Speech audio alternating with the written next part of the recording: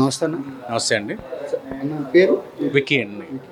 అసలు ఈ రేపు ఎగ్జిట్ పోల్స్ రిలీజ్ అవబోతున్నాయి. ఇంకో 3 రోజుల్లో రిజల్ట్ రాబోతుంది. అసలు ఏపీలో ఎన్నికల ఫలితాలు ఎలా ఉండబోతున్నాయి అసలు? ఇప్పుడు వరకు వేడిగా జరుగుతున్నాయి. అంటే నువ్వా నేనా కాయరాజా జరుగుతున్నాయి. ఇప్పుడు ఏంటంటే కూటమి వైసీపీ ఈ రెండే మెయిన్ మనకి ఏపీలో.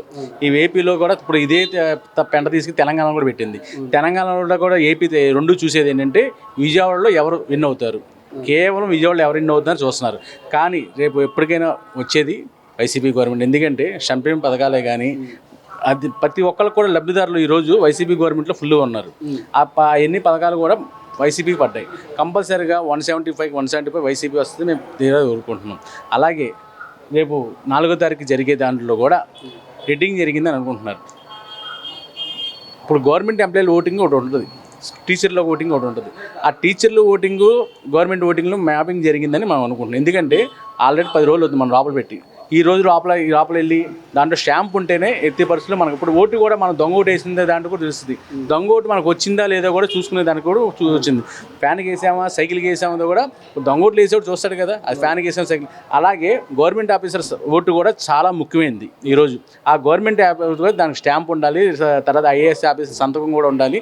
ఇవన్నీ కోరుకుంటేనే కంపల్సరీగా మనకు ఓటు. అంతేగాని ఆ సంతకం స్టాంప్ లేకపోయినా సంతకం లేకపోయినా ఆ ఓటు ఎప్పుడు చెల్లదు కూడా. ఈసీ గారు మరి ఏమున్నా అసిస్టెంట్ సంతకం ఉన్నా కూడా దాన్ని ఎగ్జిట్గా ఏంటంటే దాన్ని పరిగణలోకి తీసుకుంటామని కూడా చెప్తున్నారు కదా, దాని గురించి ఏం చెప్తారు? చట్టంలో కూడా ఎప్పుడు కూడా అలా ఎప్పుడూ లేదు. ఆ లెక్క అయితే దొంగ ఓట్లు కూడా యాక్సెప్ట్ చేయాలి మనం. ఎందుకంటే ఆల్రెడీ మనకు కొన్నేమో సైకిల్కి వచ్చినాయి, కొన్నేమో ఫ్యాన్కి వచ్చినాయి. దాంట్లో అటు ఇటు తేడా పడతాం. ఎందుకంటే ప్రింట్ పడేప్పుడు కూడా కొన్ని సైకిల్ పడవచ్చు, కొన్ని ఫ్యాన్ పడవచ్చు. అది తేడా కూడా పడద్దు. దాంట్లో లాస్ట్ ఇయర్ నేను బూత్ ఏజెంట్గా వచ్చినప్పుడు అదేమో ఫ్యాన్ సింబల్ కనబడుతుంది, కిందేమో సైకిల్ సింబల్ పడుతుంది. మరి దాన్ని ఎలా యాక్సెప్ట్ చేస్తారు? అలాగే దాన్ని యాక్సెప్ట్ చేయకూడదు. ఉండే దాన్ని చెల్లదని ఓటు చించేశారు. ఇది కూడా కంపల్సరీగా స్టాంపు కానీ సంతకం లేకపోతే ఎటువంటి కూడా ఓటు చెల్లదండి. అది మరి ఇక్కడ ఏంటంటే మీరే అన్నారు కాయరాజా కానీ దేశవ్యాప్తంగా బెట్టింగ్ కూడా చాలా ఎక్కువ శాతంలో జరుగుతుంది. దాని గురించి ఏం చెప్తారు? అంటే బెట్టింగ్ అనేది అసలు చాలా ఇది గవర్నమెంట్ ఇది పోలీసు సంతకం చూసుకోవాలి. కంపల్సరీ బెట్టింగ్ లేదంటే దీని వల్ల ఫ్యామిలీలు లాస్ అవుతాయి. ఈ బెట్టింగ్లు అనేది ఏదో ఒక 5,000 10,000 కోట్ల రూపాయలు బెట్టింగ్ జరుగుతుంది. ఎక్కడా జరగనట్టు ఏపీ తెలంగాణ కూడా ఇక్కడికి వచ్చి ఏది పార్టీ కలుస్తుందని కూడా బెట్టింగ్ కోట్లలో జరుగుతుంది. కాబట్టి దీన్ని పోలీస్ సర్వీస్ కంపల్సరీ చర్య తీసుకోవాలి. ఎందుకంటే దీనివల్ల కుటుంబాలు నాశనం అయిపోతాయి. పందెం కాసుకోవచ్చు, ఏదో 10,000 20,000 నాది కోట్ల రూపాయల పొలాలు డబ్బులు మొత్తం ఇంట్లో ఆస్తులు మొత్తం తీసుకొచ్చి కూడా ఈ రాజకీయ నాయకులు బాగా గెలిచిన వాళ్ళు బాగానే ఉంటారు, ఇది బాగానే ఉంటారు. కానీ బెట్టింగ్ అనేది ఈ రోజు ఇంకా ఆపితే బాగుంటుంది. ఎందుకంటే ఇప్పుడు కూడా చాలామంది పొలాల దగ్గర పెట్టుకున్నారు, ఇల్లు దగ్గర పెట్టుకున్నారు, డబ్బులు బేవచ్చం 2 కోట్ల రూపాయలు మామూలు విషయం. రేపు పొద్దున గెలిస్తే ఏ పార్టీ అయినా సరే వైసీపీ గెలవచ్చు, టీడీపీ గెలవచ్చు. దీని వారంగా ఏంటంటే కుటుంబాలు మొత్తం నాశనం అయిపోతాయి. అయితే ఇప్పుడు పోస్టల్ బ్యాలెట్లో ఉన్న ఓట్లు ఏమైనా టీడీపీ పడే అవకాశం ఉందనేసి ఇప్పుడు వైసీపీ నాయకులు కేసు పెట్టడం జరిగింది. అంటే పోస్టల్ బ్యాలెట్ ఓటు ఏంటంటే కంపల్సరీగా గవర్నమెంట్ ఎంప్లాయ్ వచ్చి గవర్నమెంట్కి వ్యతిరేకంగా ఉంటుంది. కానీ మా నమ్మకం ఏంటంటే జగన్ గారు ఇచ్చిన 5 ఏళ్ళలో గవర్నమెంట్ ఎంప్లాయీకి ఎక్కడా కూడా లోడ్ చేయలేదు. వాళ్ళు ఏమి అడిగినా కూడా ఈరోజు టీచర్లే కానీ గవర్నమెంట్ ఎంప్లాయీలే కానీ అమ్మఒడి ఉన్న ఉద్యోగులు ప్రతి ఒక్కరు కూడా న్యాయం చేసిన వ్యక్తి జగన్మోహన్ రెడ్డి. మాకైతే నమ్మకం ఫుల్గా ఉంది. గవర్నమెంట్ ప్రతి ఓటు కూడా వైసీపీకి పడుద్దని మేము కోరుకుంటున్నాం. అంటే వైసీపీకి పడడానికి కారణాలు ఏంటి అసలు? జగన్ గారు చేసిన మంచి పని. జగన్ గారు ఉద్యోగస్తులు ఎప్పుడైతే ధర్నా అంటారో ఎమ్మని దాన్ని తీసుకుని మాట్లాడతాం. జగన్ గారు చర్య తీసుకుని ఎమ్మని వాళ్ళ ఉద్యోగస్తులు కూడా చల్లబరిచిన వ్యక్తి ఎవరైనా ఉన్నాడంటే ఉద్యోగస్తులు ధర్నా దిగుతున్నారు, అన్నీ చేస్తున్నారు. కానీ ఆ ధర్నా కూడా చేయకుండా జగన్మోహన్ రెడ్డి ఇరువరకు ఎర్ర జెండాలు ఎక్కడైనా ధర్నా అంటే అక్కడ ఎర్ర జెండా వాళ్ళని కనబడకుండా ఈరోజు జగన్మోహన్ రెడ్డి ధర్నాలు ఎక్కడ దిక్కకుండా కూడా సక్సెస్ఫుల్ అయ్యారు ఈరోజు ఉద్యోగస్తులకు కూడా.